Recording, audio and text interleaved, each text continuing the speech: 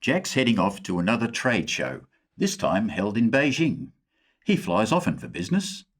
Lately, he's been thinking more about climate change, and he's concerned that with all this flying, he's actually been contributing to carbon pollution. While flicking through articles on the web, Jack sees an ad that says, "Buy an offset and make your flight carbon neutral." That sounds good, he reasons, and buys an offset before boarding his plane.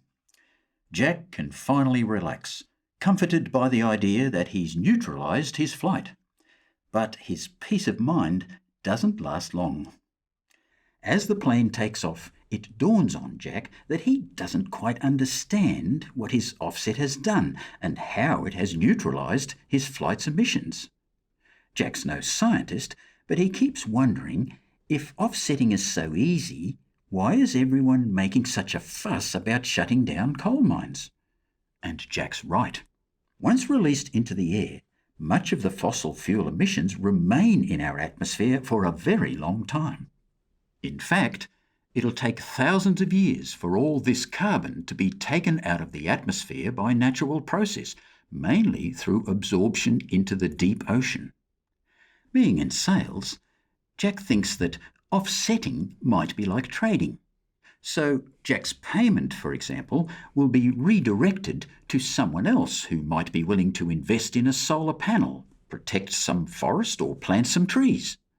These actions would result in less carbon going into the atmosphere from other sources, or in the case of forest sinks, some carbon would be taken out, which is a good thing. But now that he thinks about this idea, Jack realises that the pollution from his flight to Beijing and Tokyo and all the other destinations where he conducts his business will still be in the atmosphere. So he realises that while buying an offset for his flight makes an important contribution to the climate change problem, it doesn't actually stop his carbon going into the atmosphere. Jack decides to buy an offset every time he flies, but he also starts thinking about alternative ways of conducting his overseas business and reducing his contribution to climate change.